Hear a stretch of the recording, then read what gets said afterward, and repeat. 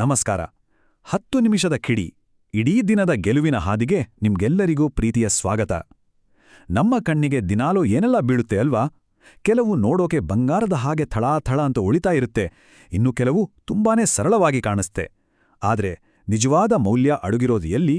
ಆ ಹೊರಗಿನ ಹೊಳಪಿನಲ್ಲ ಅಥವಾ ಅದರ ಒಳಗಿನ ಗುಣದಲ್ಲ? ಬನ್ನಿ, ಇವತ್ತು ಇದೇ ಪ್ರಶ್ನೆಗೆ ಉತ್ತರ ಹುಡುಕೋಣ.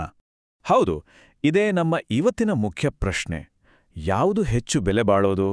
ಕಣ್ಣುಕುಕ್ಕೋತರ ಆಕರ್ಷಕವಾಗಿ ಕಾಣೋದಾ ಅಥವಾ ಸರಳವಾಗಿದ್ರೂ ದಾಹ ತಣಿಸೋ ಗುಣನ? ಈ ಗೊಂದಲಕ್ಕೆ ಉತ್ತರ ಒಂದು ಪುಟ್ಟ ಹಳ್ಳಿಯಲ್ಲಿ ನಡೆದ ಸುಂದರವಾದ ಕಥೆಯಲ್ಲಿದೆ. ಇದು ಸುಮ್ಮನೆ ಒಂದು ಕಥೆ ಮಾತ್ರ ಅಲ್ಲ, ಇದು ನಮ್ಮನ್ನ ನಾವೇ ನೋಡೋ ರೀತಿನೇ ಬದಲಾಯಿಸೋ ಶಕ್ತಿ ಇರೋ ಒಂದು ಅದ್ಭುತವಾದ ಪಾಠ. ನಿಮ್ಮ ದಿನವನ್ನ ಒಂದು ಸ್ಫೂರ್ತಿಯೊಂದಿಗೆ ಶುರು ಮಾಡೋಕೆ ಇದಕ್ಕಿಂತ ಒಳ್ಳೆ ದಾರಿ ಇನ್ನೊಂದಿಲ್ಲ. ಈ ತರಹದ ಇನ್ನಷ್ಟು ಸ್ಫೂರ್ತಿದಾಯಕ ಕಥೆಗಳು ನಿಮ್ಮ ದಿನದ ಒಂದು ಭಾಗ ಆಗಬೇಕು ಅಂದ್ರೆ ನಮ್ಮ ಈ ಪ್ರಯಾಣದಲ್ಲಿ ತಪ್ಪದೇ ಜೊತೆಯಾಗಿ. ಈಗ ಬನ್ನಿ, ಕಥೆಯೊಳಗೆ ಹೋಗೋಣ. ಜಸ್ಟ್ ಹೊರಗಡೆ ನೋಡ್ಲಿಕ್ಕೆ ನಾವು ತಗೊಂಡ್ ನಿರ್ಧಾರ ತಪ್ಪು ಅಂತ ಅನ್ಸಿದಿದ್ಯಾ? ನಮ್ಮ ಕಥೆಯಲ್ಲೂ ಕೂಡ ಹೊರನೋಟಕ್ಕೂ ಮತ್ತು ಅಂತರಂಗಕ್ಕೂ ಒಂದು ದೊಡ್ಡ ಪರೀಕ್ಷೆ ನಡೆಯುತ್ತೆ. ಆ ಪರೀಕ್ಷೆ ಶುರುವಾಗಿದ್ದು ಹೀಗೆ. ಕಲ್ಪನೆ ಮಾಡ್ಕೊಳ್ಳಿ, ಒಂದು ಸಣ್ಣ ತುಂಬನೇ ಶಾಂತವಾದ ಹಳ್ಳಿ. ಅಲ್ಲಿ ಧೂಳ್ ತುಂಬಿರೋ ದಾರಿಯ ಪಕ್ಕದಲ್ಲಿ 2 ಪಾತ್ರೆಗಳು ಪಕ್ಕಪಕ್ಕದಲ್ಲೇ ಇದ್ವು. ದಿನವೂ ದಾರಿಯಲ್ಲಿ ಹೋಗೋ ಜನರನ್ನ ನೋಡ್ತಾ ನಿಂತಿದ್ವು. ಒಂದು ಸೂರ್ಯನ ಬೆಳಗು ಬಿದ್ದಾಗ ಹೊಸ ಬಂಗಾರದ ಹಾಗೆ ಥಳಥಳ ಅಂತ ಹೊಳೆಯೋ ತಾಮ್ರದ ಕೊಡ. ವಾವ್, ನೋಡಿದ್ರೆ ಸಾಕು ಹಾಗೆ ಕಣ್ಣು ಕುಕ್ಕುತ್ತೆ. ಇನ್ನೊಂದು, ಅದರ ಪಕ್ಕದಲ್ಲೇ ಇದ್ದಿದ್ದು ಒಂದು ಸಾಮಾನ್ಯ ಒರಟು ಮಣ್ಣಿನ ಮಡಿಕೆ. ಕಪ್ಪಾಗಾಗಿ ಅಷ್ಟೇನೂ ಆಕರ್ಷಕವಾಗಿ ಕಾಣ್ತಿರ್ಲಿಲ್ಲ. ಪ್ರತಿದಿನ ಬೆಳಗ್ಗೆ ಸೂರ್ಯ ಬರ್ತಿದ್ದ ಆ ತಾಮ್ರದ ಕೊಡ ಹೆಮ್ಮೆಯಿಂದ ಬೀಗುತ್ತಾ ಹೇಳ್ತಿತ್ತು, ನೋಡೋ ನನ್ನನ್ನ, ನಿಧಿ ಕಣೋ ನಾನು, ನಿಧಿ. ದಾರಿಯಲ್ಲಿ ಹೋಗೋರೆಲ್ಲ ನನ್ನನ್ನೇ ನೋಡ್ತಾರೆ. ಜನ ಯಾವತ್ತಿದ್ರೂ ನನ್ನ ಸೌಂದರ್ಯವನ್ನೇ ಆಯ್ಕೆ ಮಾಡೋದು, ನೋಡ್ತಾ ಇರು. ಇದಕ್ಕೆ ಮಣ್ಣಿನ ಮಡಿಕೆ ತುಂಬಾನೇ ಶಾಂತವಾಗಿ ಒಂದು ಸಣ್ಣ ನಗುವಿನೊಂದಿಗೆ ಹೇಳ್ತಿತ್ತು, ಗೆಳೆಯ, ಪ್ರತಿಯೊಂದಕ್ಕೂ ಅದರದ್ದೇ ಆದ ಒಂದು ಉದ್ದೇಶ ಇರುತ್ತೆ. ಈ ನಿನ್ನ ಹೆಮ್ಮೆ ಹೆಚ್ಚು ಕಾಲ ಉಳಿಯಲ್ಲ. ಆದ್ರೆ ಅಹಂಕಾರದ ಮತ್ತಿನಲ್ಲಿದ್ದ ತಾಮ್ರದ ಕೊಡಕ್ಕೆ ಈ ಮಾತುಗಳು ಕಿವಿಗೆ ಬೀಳ್ತಾನೇ ಇರಲಿಲ್ಲ. ಹೀಗೆ ದಿನಗಳು ಉರುಳ್ತಾ ಹೋದು. ಆ ದಾರಿಯಲ್ಲಿ ಎಷ್ಟೋ ಜನ ಪ್ರಯಾಣಿಕರು ಬರ್ತಿದ್ರು, ಹೋಗ್ತಿದ್ರು. ತಾಮ್ರದ ಕೊಡ ಹೇಳ್ದಾಗೆ ಎಲ್ಲರ ಕಣ್ಣು ಮೊದಲು ಬೀಳ್ತಿದ್ದುದು ಅದರ ಮೇಲೇನೆ. ಆದ್ರೆ ಅಲ್ಲೊಂದು ವಿಚಿತ್ರ ನಡೀತಿತ್ತು. ದಾರಿಯಲ್ಲಿ ಹೋಗೋರೆಲ್ಲರೂ ತಾಮ್ರದ ಕೊಡವನ್ನು ನೋಡಿ ಅಬ್ಬಾ ಎಷ್ಟು ಚೆನ್ನಾಗಿದೆ ಅಂತ ಹೊಗಳ್ತಿದ್ರು.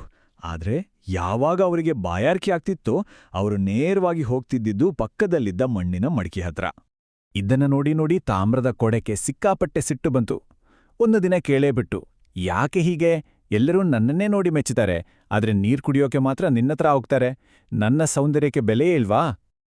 ಆಗ ಮಣ್ಣಿನ ಮಡಿಕೆ ಅಷ್ಟೇ ಸರಳವಾಗಿ ಉತ್ತರಿಸಿತು, ಅವರಿಲ್ಲಿಗೆ ಬರೋದು ಸೌಂದರ್ಯ ನೋಡಕಲ್ಲ, ತಮ್ಮ ಬಾಯಾರಿಕೆಯನ್ನ ನೀಗ್ಸ್ಕೊಳ್ಳೋಕೆ. ಆದ್ರೂ ಈ ಸತ್ಯ ತಾಮ್ರದ ಕೊಡದ ಅಹಂಕಾರಕ್ಕೆ ತಟ್ಟಲೇ ಇಲ್ಲ. ಆಮೇಲೆ ಬಂತು ನೋಡಿ ಅಸಲಿ ಪರೀಕ್ಷೆ ಸಮಯ. ಸುಡು ಸುಡು ಬಿಸಿಲಿನ ಬೇಸಿಗೆ ಕಾಲ. ಸೂರ್ಯ ಆಕಾಶದಲ್ಲಿ ಕೆಂಡಲ ಹಾಗೆ ಉರಿತಿದ್ದ. ನೆಲವೆಲ್ಲ ಬಾಯಾರಿ ಬಿರುಕು ಬಿಟ್ಟಿತ್ತು. ಆ ಭಯಂಕರ ಬಿಸಿಲಿಗೆ ಲೋಹ ಆಗಿದ್ರಿಂದ ತಾಮ್ರದ ಕೊಡ ಒಳಗೊಳಗೆ ಕಾಯಕ್ ಶುರುವಾಯಿತು. ಮಧ್ಯಾಹ್ನದೊತ್ತಿಗೆ ಅದರಲ್ಲಿಂದ ನೀರು ಕುದಿಯೋ ಹಂತಕ್ಕೆ ಬಂದ್ಬಿಡ್ತು.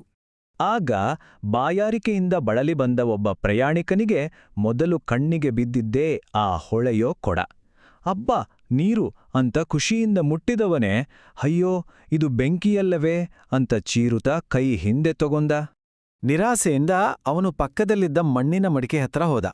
ಅದರಿಂದ ನೀರು ಕುಡಿದಾಗ ಆಹಾ, ಅವನ ಮುಖದಲ್ಲೊಂದು ಸಮಾಧಾನ. ಎಂಥ ತಂಪು, ಎಂಥ ನಿರಾಳ ಅಂತ ಮನಸ್ಸಾರೆ ಉದ್ಗರಿಸ್ತ. ಇದನ್ನು ನೋಡಿದ್ಮೇಲೆ ಉಳಿದ ಪ್ರಯಾಣಿಕರೆಲ್ಲರೂ ಆ ಹೊಳೆಯೋ ತಾಮ್ರದ ಕೊಡದ ಕಡೆ ತಿರುಗಿಯೂ ನೋಡ್ಲಿಲ್ಲ. ಎಲ್ಲರೂ ಮಣ್ಣಿನ ಮಡಿಕೆಯ ಸುತ್ತ ಸೇರ್ಕೊಂಡು ತಂಪಾದ ನೀರು ಕುಡಿದು ತಮ್ಮ ದಾಹ ತೀರಿಸ್ಕೊಂಡ್ರು. ತನ್ನನ್ನು ಯಾರೂ ಕೇಳ್ತಿಲ್ಲ, ಎಲ್ಲರೂ ಮಣ್ಣಿನ ಮಡಿಕೆ ಹತ್ರ ಹೋಗ್ತಿದ್ದಾರೆ. ಇದನ್ನ ನೋಡಿದ ತಾಮ್ರದ ಕೊಡಕ್ಕೆ ಜೀವನದಲ್ಲೇ ಮೊದಲ ಬಾರಿಗೆ ಒಂದು ಹೊಸ ಭಾವನೆ ಕಾಡಿತು. ಅದು ಹೆಮ್ಮೆಯಲ್ಲ, ಗರ್ವವೂ ಅಲ್ಲ, ಅದು ಅವಮಾನ ಮತ್ತು ನಾಚಿಕೆ. ಅದು ತನ್ನಲ್ಲೇ ಪಿಸುಗುಟ್ಕೊಂಡಿತು. ಯಾರಿಗೂ ಸಹಾಯಕ್ಕೆ ಬಾರದ ನನ್ನ ಈ ಹೊಳಪಿನಿಂದ ಏನು ಪ್ರಯೋಜನ? ಆ ಕ್ಷಣ ಅದಕ್ಕೆ ತನ್ನ ತಪ್ಪಿನ ಸಂಪೂರ್ಣ ಅರಿವಾಗಿತ್ತು.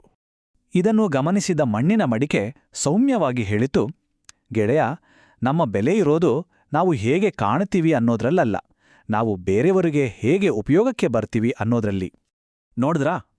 ಈ ಕಥೆ ಕೇವಲ 2 ಪಾತ್ರೆಗಳದ್ದಲ್ಲ. ಇದು ನಮ್ಮೆಲ್ಲರ ಕಥೆ. ಈ ಜಗತ್ತು ನಮ್ಮ ಹೊರಗಿನ ನೋಟಕ್ಕೆ, ಸ್ಥಾನಮಾನಕ್ಕೆ ಬೆಲೆ ಕೊಡಬಹುದು. ಆದರೆ ನೆನಪಿಡಿ, ನಮ್ಮ ನಿಜವಾದ ಮೌಲ್ಯ ಅಡಗಿರುವುದು ನಮ್ಮ ಒಳಗಿನ ಗುಣಗಳಲ್ಲಿ. ನಾವು ಇತರರಿಗೆ ಹೇಗೆ ಸಹಾಯ ಮಾಡುತ್ತೇವೆ ಎನ್ನುವುದರಲ್ಲಿ. ಹಾಗಿದ್ರೆ ಈ ಕಥೆಯಿಂದ ನಾವು ಕಲಿಯೋ ಪಾಠ ಏನು? ಸಿಂಪಲ್. 1. ಹೊರಗಿನ ಸೌಂದರ್ಯ ಕಣ್ಣುಗಳನ್ನ ಸೆಳೆಯಬಹುದು, ಸರಿ, ಆದ್ರೆ ಒಳಗಿನ ಒಳ್ಳೆಯತನ ಹೃದಯಗಳನ್ನ ಗೆಲ್ಲುತ್ತೆ. 2ನೇದು, ನಮ್ಮ ಹೆಮ್ಮೆ ಅನ್ನೋದು ಕಾಲದ ಜೊತೆ ಮಾಯ ಆಗತ್ತೆ, ಆದ್ರೆ ನಾವು ಮಾಡೋ ಸಹಾಯ ಯಾವತ್ತಿಗೂ ಉಳಿಯುತ್ತೆ. ಮತ್ತು ಕೊನೆಯದಾಗಿ, ನಿಮ್ಮ ನಿಜವಾದ ಬೆಲೆಯನ್ನು ನಿರ್ಧರಿಸುವುದು ನಿಮ್ಮ ಹೊಳಪಲ್ಲ, ನಿಮ್ಮ ಉಪಯುಕ್ತತೆ. ಹಾಗಾದ್ರೆ ಒಂದು ಕ್ಷಣ ಯೋಚನೆ ಮಾಡಿ, ನಿಮ್ಮ ಜೀವನದ ನಿಜವಾದ ಮೌಲ್ಯ ಯಾವುದು? ನಿಮ್ಮನ್ನ ನೀವು ಹೇಗೆ ಅಳೀತೀರಿ? ತಾಮ್ರದ ಕೊಡದ ಹೊಳಪಿನಿಂದನಾ ಅಥವಾ ಮಣ್ಣಿನ ಮಡಿಕೆಯ ಗುಣದಿಂದನಾ? ತಪ್ಪದೇ ನಿಮ್ಮ ಅನಿಸಿಕೆಗಳನ್ನ ಕಾಮೆಂಟ್ಸ್ನಲ್ಲಿ ತಿಳಿಸಿ. ನಿಮ್ಮ ಪ್ರತಿದಿನವನ್ನು ಗೆಲ್ಲಲು ಬೇಕಾದ ಇಂಥ ಸ್ಫೂರ್ತಿಯ ಕಿಡಿ ಬೇಕು ಅಂದ್ರೆ ನಮ್ಮ ಜೊತೆ ಸೇರಿ. ಪ್ರತಿದಿನ ಬೆಳಗ್ಗೆ ಒಂದು ಹೊಸ ಸ್ಫೂರ್ತಿಯೊಂದಿಗೆ ದಿನವನ್ನು ಆರಂಭಿಸಲು ಈಗನೇ ಸಬ್ಸ್ಕ್ರೈಬ್ ಮಾಡೋದನ್ನ ಮರಿಬೇಡಿ. ಮುಂದಿನ ಕಥೆಯೊಂದಿಗೆ ಮತ್ತೆ ಸಿಗೋಣ. ನಿಮ್ಮ ದಿನ ಶುಭವಾಗಿರಲಿ. ನಮಸ್ಕಾರ.